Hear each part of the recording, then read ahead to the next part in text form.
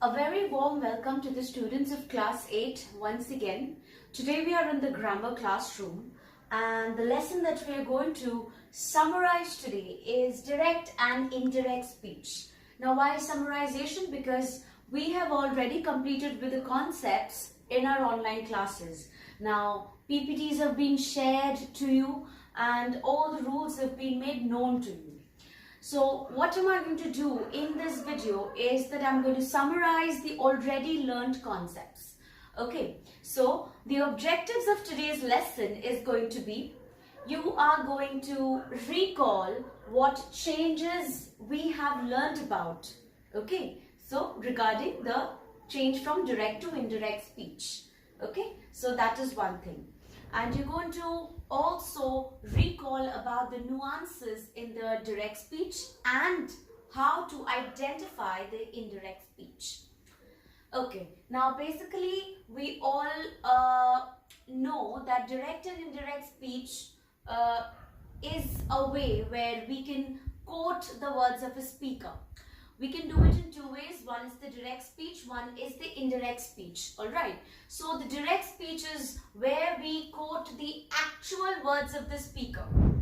And indirect speech is when somebody else is reporting that. So we would require a reporting verb. We already know how does that look like. So I haven't written that down over here. The examples are there in your books as well. And the PPT is also shared to you. Now, let us get started with the changes. So, what do we need in order to change to an indirect speech? The first thing that you would need to change from direct to indirect is the change of pronouns. Alright? Now, you have to remember, in direct speech, we always have the first person and the second person.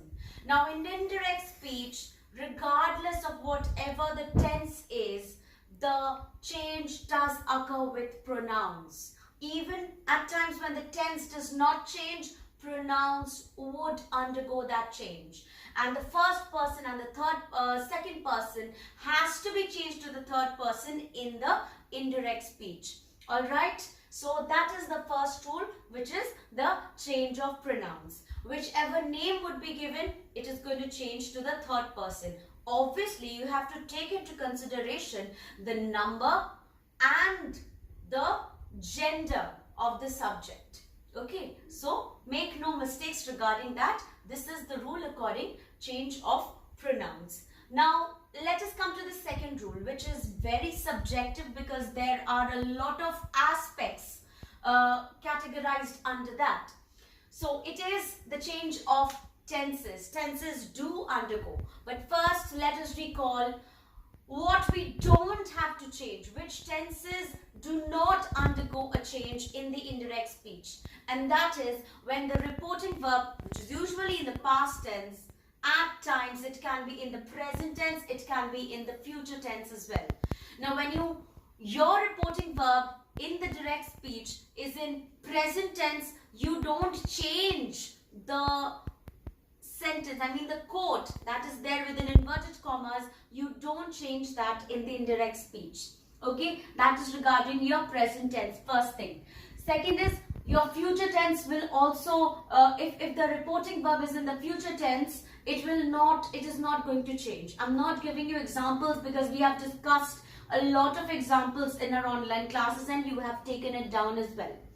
Okay, so that is regarding present and future reporting verbs. Now coming to the past reporting verb, obviously the changes have to be done when the reporting verb is in the past tense. So the reporting verb is Hari said, I am unwell. I am unwell will be in quotes and Hari said, that is your reporting verb. This is just to help you be acquainted with that. So your reporting verb is in the past tense, it has to change. So I'll just mention the rules, mention the changes to you and without the sentence examples obviously. So summarizing the four present tenses. First, the simple present tense. It changes to simple past, simple present to simple past. Next is second, present continuous. Present continuous change to past continuous, present continuous, past continuous. Third one, present perfect. Obviously, it will change to past perfect, present perfect to past perfect. Then present perfect continuous. Obviously, we can understand changes to past perfect continuous. Okay, present perfect continuous to past perfect continuous. So these are your present tenses. Now coming to the past tenses. Simple past would change to past perfect. So the past continuous, it changes to past perfect continuous. Now the past perfect tense, it doesn't undergo any change in the indirect speech. It will stay the same. We've already discussed this. And also the past perfect continuous, if we find that in the direct speech, it does not change as well. So the two tenses in the past tense category, they don't undergo changes, but the other two in the initial, which comes first, they undergo a change. Now the simple future, we've already talked about it. The simple future changes to the present conditional. Will be, would be. Okay, and if it is future continuous tense, will be going, it would change to the continuous conditional, which is would be going. Now coming to the adverbs and demonstratives. Now we were done with the tense. Alright, now the adverbs and demonstratives. Now a list has been given to you. Please maintain that. Go by that rule, whichever is given. Now changes to then, at the moment, then tomorrow, the next day, yesterday, the day before, ago, before. Alright, please go by the rule which is being given to you. And only I'll make one exception, one exception that is not in your books, alright. And that is bring changes to take. So you can just remember this. And regarding the demonstratives, now those were the adverbs, alright.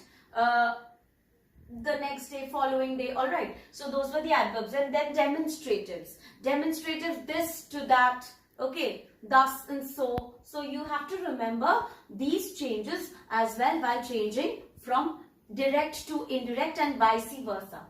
Now, coming to the fourth one, which is the modals. Now, first you need to know which are the modals that do not undergo any change, which is need, could, must, should, might, used to. Okay, even ought to, if you find, it does not change.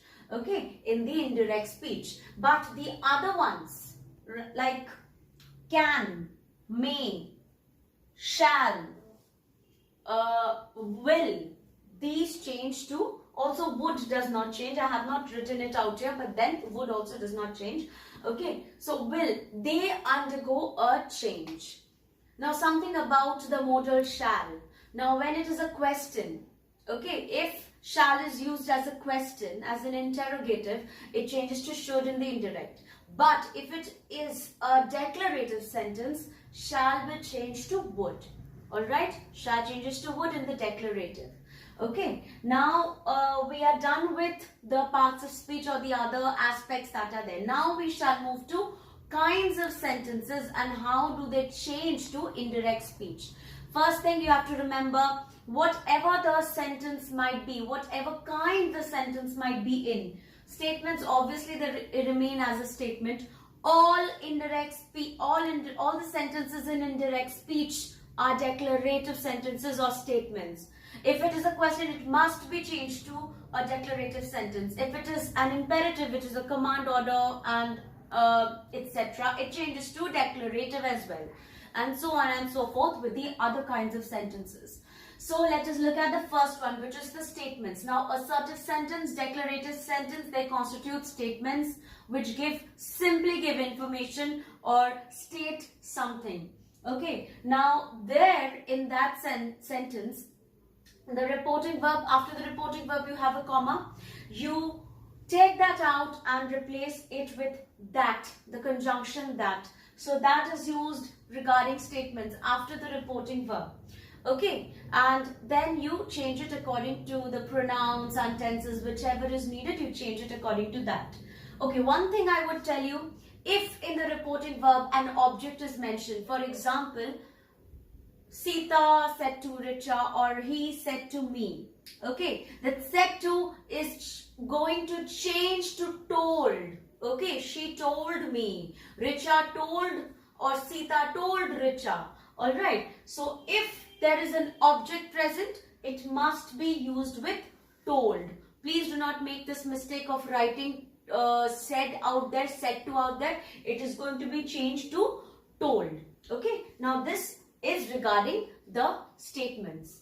Now if you have two statements in one sentence, okay, but the tense is different, what would you do? You would change the tense accordingly, according to the rule that is given regarding the tense, regarding the change of tenses.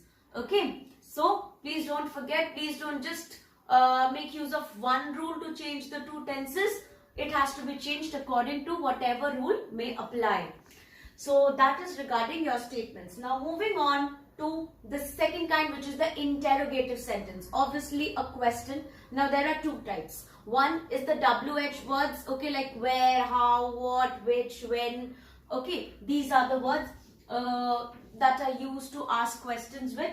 And the other one is yes or no questions. Now what happens when using it with WH word, when you have to change to indirect, okay, a question or an interrogative, you don't use that. We omit that. Instead of that, the WH word which is there in the question is used. So it does the function. It performs the function of the conjunction that. Okay, so you don't need to put an extra word out there or relative word out there, which is that. Instead, you put whatever is in the question.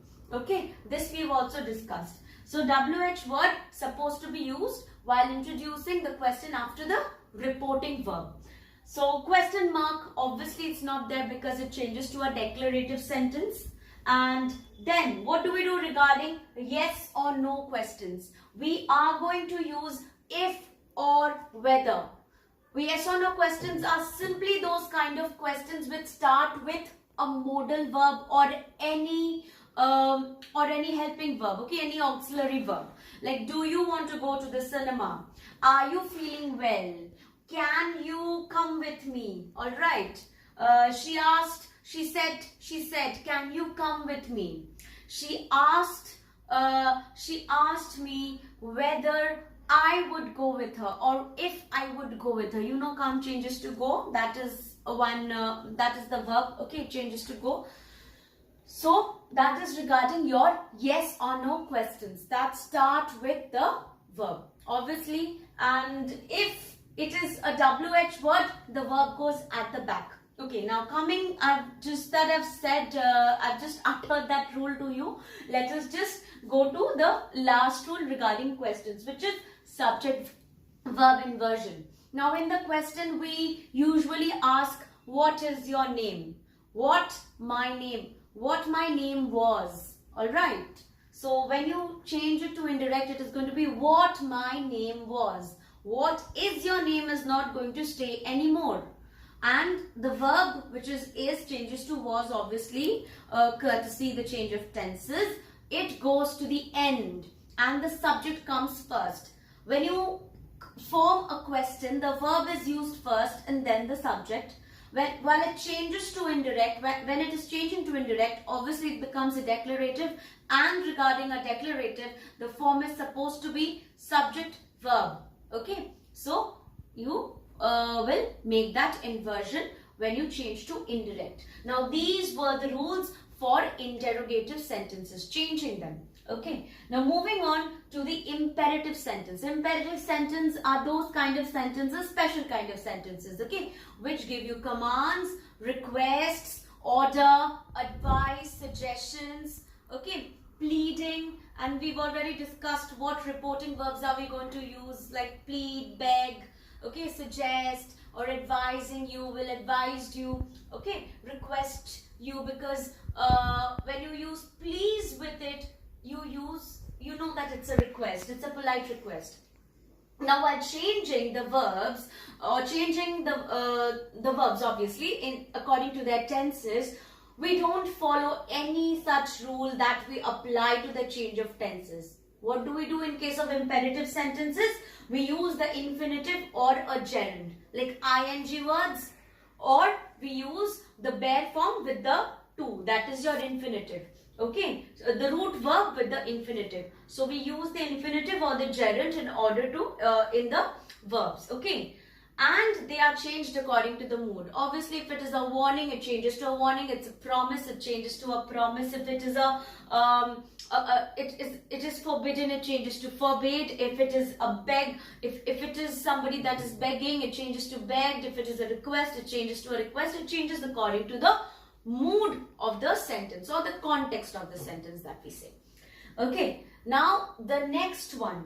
Now that is done, imperative is done. We move to exclamatory sentence. Now exclamatory sentences are those sentences that give out a sudden feeling. So when you give out that sudden feeling, you use an interjection at times, and at times you form the sentence with a WH word.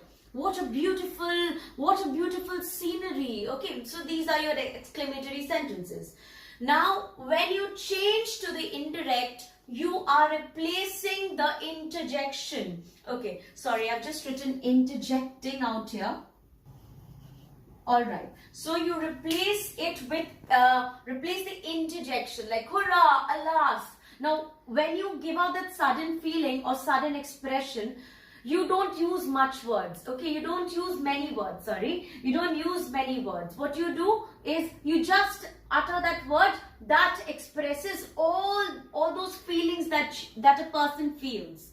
Okay, so what we do is, while changing to indirect sentence, obviously while quoting or reporting the speaker, we expand the feeling. What does alas mean? Related to sorrow. So exclaiming with grief, exclaiming with sorrow, okay, exclaiming with joy, bravo, hurrah, excitement. So we expand that feeling and we write it in the indirect sentence.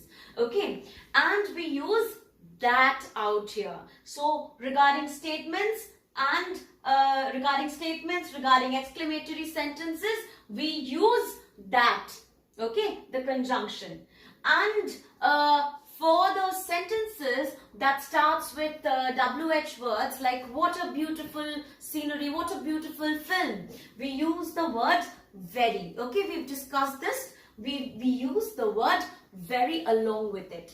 Okay, now moving on to the last kind, which is your optative sentence. Now with optative sentence, you know it is very different from exclamatory. They look like exclamatory sentences, they look like declaratives also, but they are not, because they express something. It is not giving information, it is expressing something. It is not a sudden feeling like exclamatory sentences.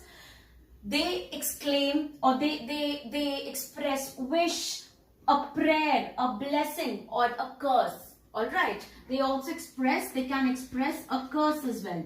So those are your optative sentences. Okay, there the repetition of any word is curved, like many happy returns of the day, like in your books. Okay, you just write many and you can use another word or another adverb to express that wish, okay, that blessing.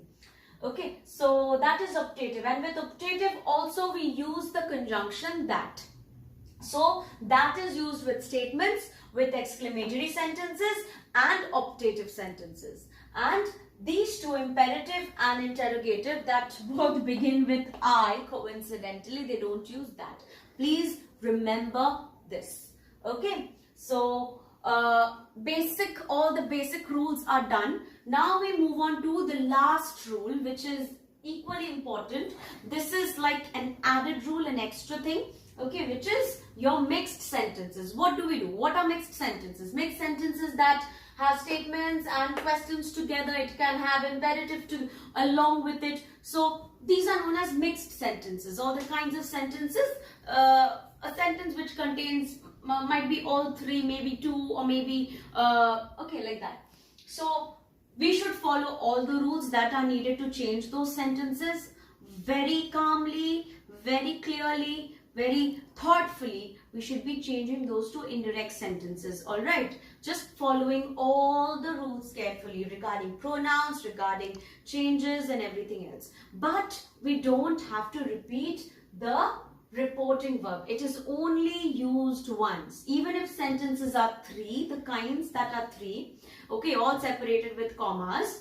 So we use the reporting verb only at the beginning of the sentence. Okay. And what you have to remember, the order of ideas have to be same. For example, if it was a statement starting with a statement, then a question was asked, and then imperative, an order was given. So all those have to be in order. So it will come, the ideas have to be there in order. Okay, so these were the rules that we had learned in all these weeks regarding direct and indirect speech. Now please follow the rules, go over them, practice. We've practiced many sentences, right, orally as well as in written form. Practice them as much as you can. So this is going to aid you in your, when you have to study them, when you have to go through self-study. Okay, so we are done with direct and indirect speech.